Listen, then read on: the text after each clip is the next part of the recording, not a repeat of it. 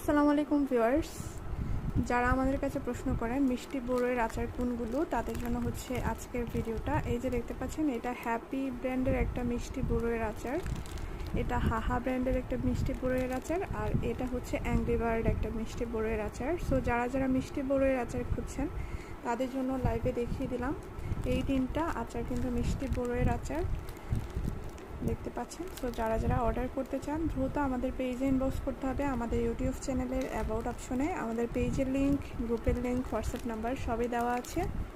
সেখান থেকে আপনারা চাইলে আমাদেরকে পেজে অথবা আমাদের হোয়াটসঅ্যাপ নাম্বারে যোগাযোগ করতে পারেন। এছাড়া